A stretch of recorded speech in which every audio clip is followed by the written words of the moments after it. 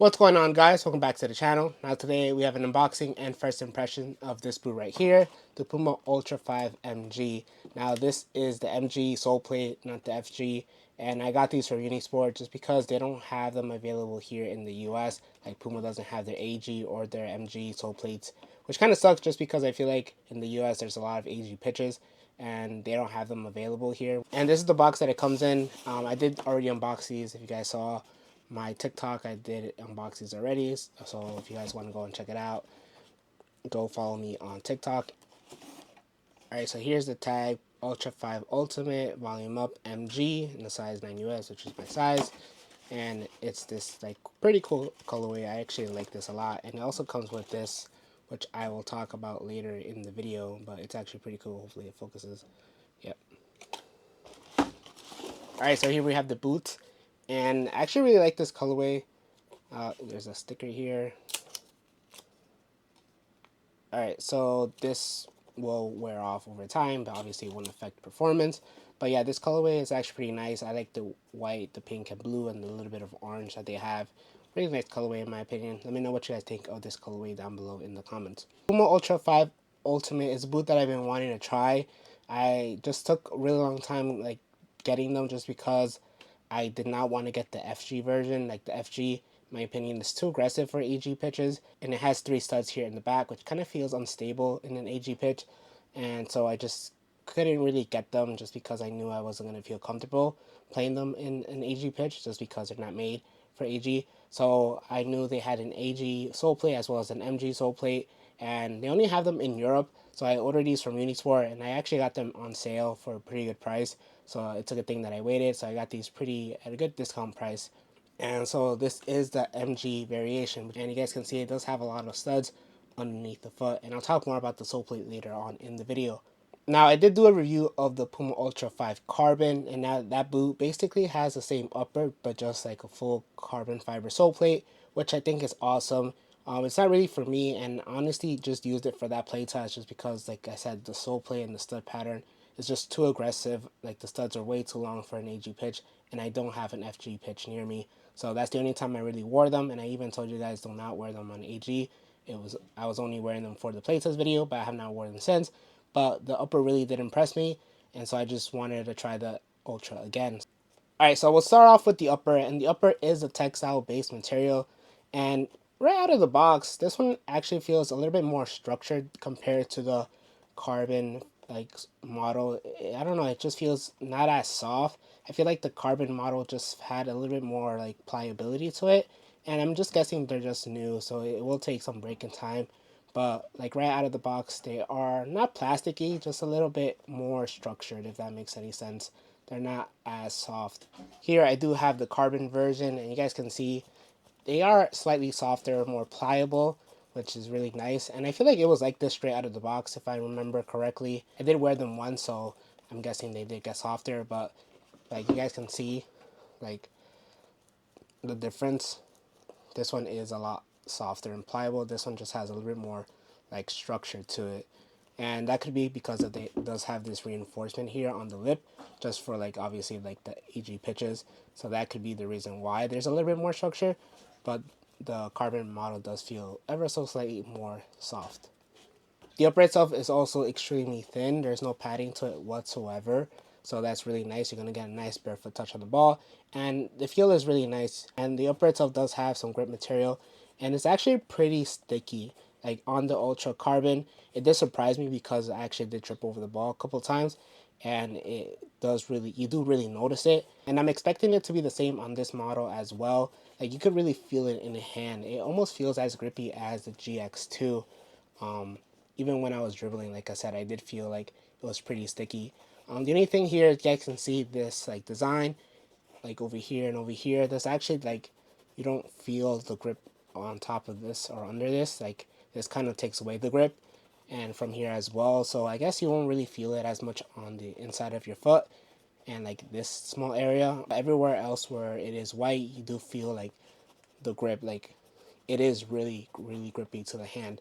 So the upper I really like just based on the carbon model, and I expect it to be the same. Like I said, they're just slightly more structured, so they actually might have a little bit more like lockdown in the midfoot, compared to the carbon model. I felt in the carbon model like the midfoot was a little too soft, and I felt there was a slight like movement in the midfoot. So this actually might improve the lockdown. And moving on to the heel, and something about the carbon model that I didn't like was the heel. It had this like design on the back with some overlays that kind of made it slick, and thankfully it's not here on the standard model, the ultimate model. It's all suede, which is nice, so I feel like it's going to grip your sock a little bit better. The heel does like look really wide in my opinion. I don't know why it looks like that. It's only on the right foot. On the left foot it looks more normal, I guess, but they look very like a wide heel, and I'm kind of worried that it's gonna feel too wide and it might like not feel secure enough. In the normal model, there is an external heel counter, and that's not here on this one. And maybe it's wide just because the base of this sole plate is wider. I'm not exactly sure, but we'll see once I do have them on feet if they feel weird or anything. But the padding, I feel like there is slightly more padding, or at least the padding kind of like sticks out a little bit more, and so I feel like it's gonna lock in your heel hopefully better. With the carbon model, as I said before, like all this design kind of make this slick, and so there wasn't really any grip to like hold your sock in place, and so I felt like I was slipping and sliding around in this heel. Even though it is a pretty narrow heel, I just found like some slippage here. So hopefully the heel fits a lot better and it just performs better on this model compared to the carbon model. All right, so moving on to the sole plate and stud pattern. Now here we do have the MG sole plate, and this sole plate is a lot more flexible compared to the FG.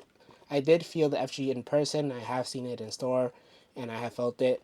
And so this one is a lot more flexible. Like it's not super responsive compared to the FG. The FG does have more of a snap-like feel to it. This one for sure is more flexible. And usually AG sole plates are more flexible just because you want more studs underneath your foot at all times, just so like you don't get stuck on like the pitch obviously. And so that's the reason why they make them flexible. So if you're standing here and you're putting your weight, it's just gonna be like you're gonna have more studs underneath your foot, which is a good thing. So for me, I don't mind it. I really like flexible sole plates, like I've said in a lot of my videos. So having a flexible sole plate for me is a good thing. You might not like this. They do have the AG version, which basically is the same sole plate as the FG, but just changes the studs for conical studs. So if you do want an AG sole plate and something more responsive, I would recommend checking those out. But if you want something a little bit more flexible, then this is a really good option in my opinion. And the plastic itself, it does feel a little bit thicker, which is always nice just because it's going to prevent your foot from heating up like a thicker plastic, so the heat won't like penetrate through, and so your feet won't be burning during like the summer, which is a good thing. And the stud pattern here, they're all conical studs, and there's a lot of them. Like some of them are smaller. The ones on the outside are slightly bigger, but for the most part, like you guys can see how many studs here there are in the heel and in the forefoot, and it's just safer like for AG. So I feel like these will perform really well. They're going to be safe, obviously, and it's going to provide a good amount of traction on an AG pitch. Now I did come with this tag here, and it's basically talking about the insole, which is Ortholite O Therm, and you guys can read it right there and see what it does. So basically the insole is supposed to serve as a thermal barrier, and so like heat just won't like go through the sole plate and like burn up your feet. So the insole is supposed to help like keep your feet a little bit cooler or not feel that burning sensation. And I guess I'll show you guys real quick. The insole, it's kind of hard to take it out. Here you have it. You guys can see it is like an Ortholite foam that is, like I said, like the O-Therm technology, which I think is a pretty cool idea from Puma. Alright, so we'll move on to an on-feet portion, and I'll talk about the sizing as well as how they fit and feel. Alright guys, so here I have the Puma Ultras on feet, and yeah, these are pretty comfortable. They fit really nicely, and for having a wider foot, these actually fit my foot really nicely. The only weird thing that I'm looking at right now is you guys can see this extra bit of like space I have here.